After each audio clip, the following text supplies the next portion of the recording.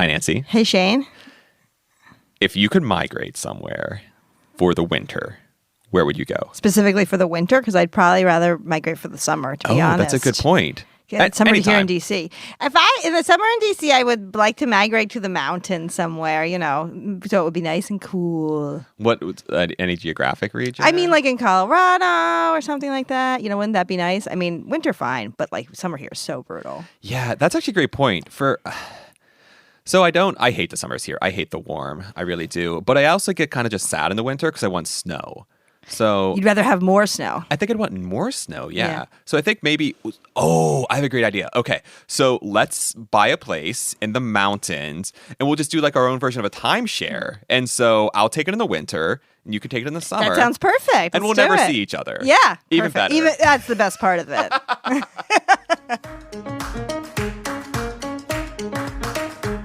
Science is fascinating. But don't just take my word for it. Join us as we hear stories from scientists for everyone. I'm Shane Hanlon. And I'm Nancy Bompey. And this is Third Pod from the Sun. All right, so you might have guessed we're talking about migration today, but not human migration, like what northern retirees do when they go south for the winter. Migration in robins. Like the robins that we see just like every day, I guess, in our area sometimes. Yeah. I mean, I gotta admit, I had a similar reaction. Like, why should I care about robins? Turns out they're fascinating and can actually tell us a lot about, among other things, how things respond to climate change. We talked with a researcher who knows all about robins and has some wild stories about working with birds in the field. Our interviewer was Ashely Hamer.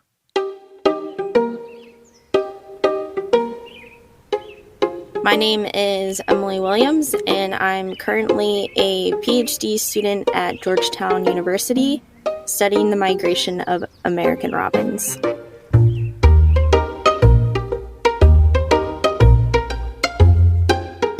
And what does that teach us? Like, why study the migration of robins?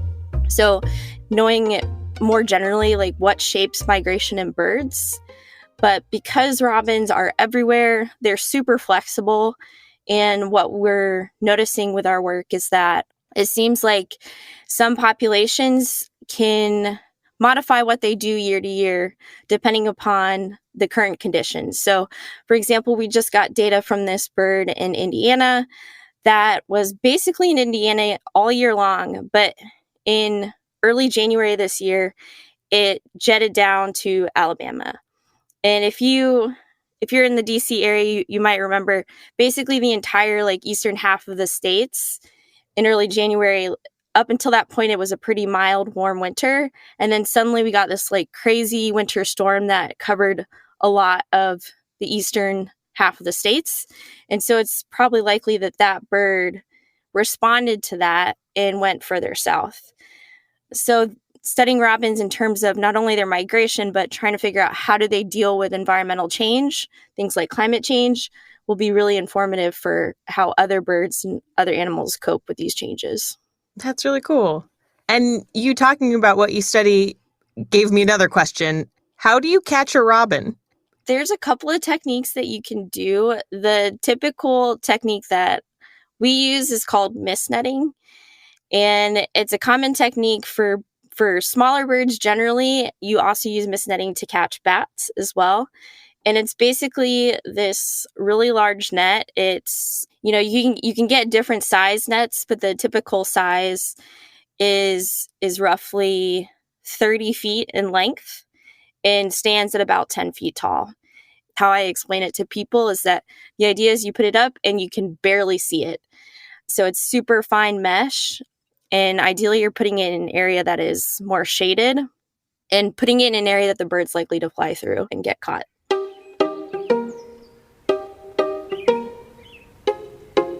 And a lot of the work that I'm doing with robins is totally entrenched within the urban system. I'm working in people's backyards. I'm working in public parks.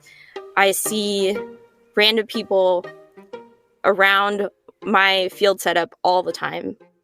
And last summer, I had set up at a public park, and as it turns out, as I'm learning through doing urban fieldwork, unfortunately, a lot of people don't take well to seeing birds get caught in nets.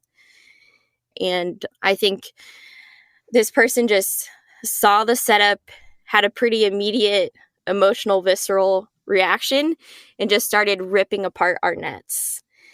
And I had never had that happen before. And I could have handled the situation differently, in that what I should have done is just taken a step back and immediately called the police and started filming what was happening. But because what's typical for the grad student experience, you're initially worried about your equipment. That equipment costs a lot of money. And I immediately was just like, oh my God, like these nets cost so much money. And, you know, I don't have a lot of money for my project. Like, I need to stop her, and at the cost of my own safety, which should never be the case. And so I went up to her and just kind of put my arms up, trying to stop her from ripping the nets. And then, of course, then she started pushing into me and trying to continue to rip the nets. And ultimately, the police got involved, and, you know, the situation got sorted, and we received funds to cover the cost of the nets that got destroyed. But yeah, I'd say that was an experience that I couldn't have anticipated, unfortunately. And we had fluorescent vests on, and we have signage that says what we're doing and why, and to please kind of keep distance, but in a respectful way. But I could not have anticipated that someone was going to come up and start destroying the equipment while there were birds in the net. So it was a pretty traumatic experience, but it was a really good learning experience as well, in terms of, you know, what I would do differently next time. And hopefully there won't be a next time.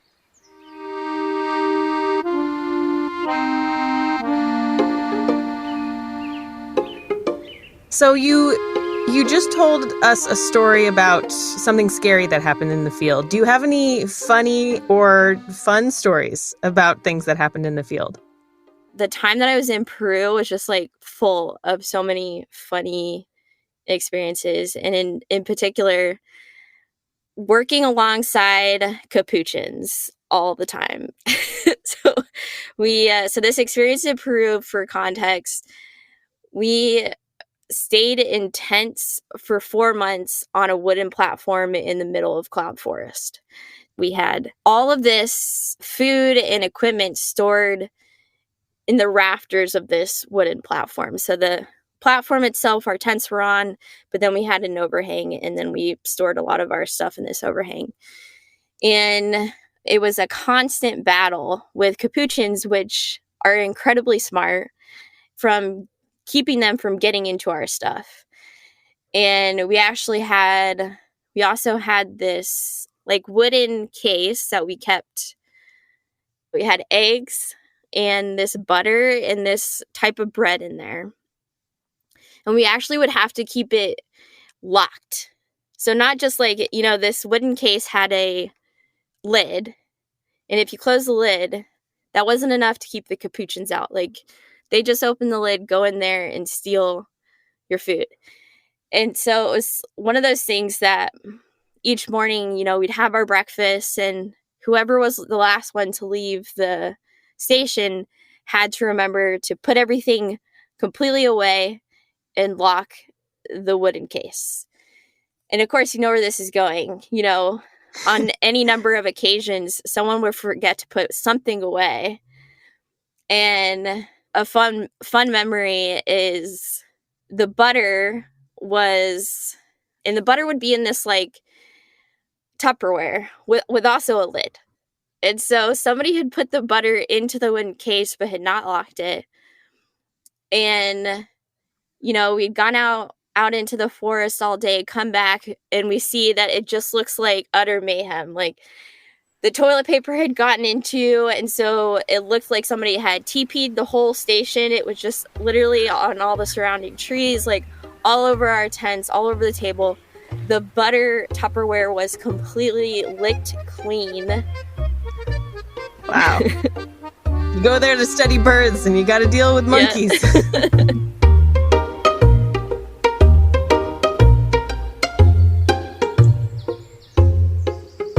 What about your most proud personal achievement? When I was working in Denali, I did a school program. And before I started the program, the school teacher I was working with kind of primed the students to say, oh, we're going to get this bird biologist from the national park come, and she's going to do a program with us. And it was going to be specifically on Canada jays, which they're a resident bird of that area. And she told me how one student had said, oh, yeah, I use that bird for target practice, which was like, my initial reaction was like, oh my God, like that's illegal. And, obviously this stuff happens even despite the fact that it's illegal. But, that same kid after that program, I actually heard from the parents of that kid later down the road, we never knew anything about Canada jays. And it's so cool that they're in our backyard, and so, their son has been telling us all this stuff and how like we need to put our feeders out and we need to do this, that, and the other because climate change is really impacting them. And so it's stories like that I get a lot of satisfaction and fulfillment out of in terms of what I find as, my personal achievements.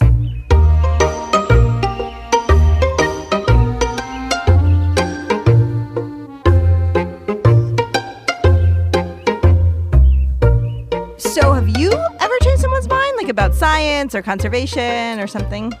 Well, so I studied how pesticides were mostly bad for frogs and turtles for my PhD. And I think that my parents now use them less because of it. But on the flip side of that, I also studied snakes, and my mom is still deathly afraid. So, you win some, you lose some. Regardless, I want to thank Emily for taking time to chat with us. Yes, and special thanks to Ashely Hamer for conducting the interview, NASA for sponsoring this series, and to Karen Romano Young for her illustration of Emily.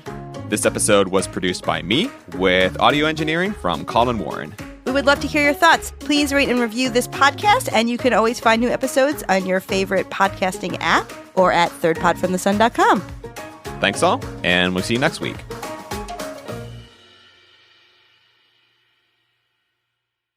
Cool? Ow. Bompy signing off. Ow.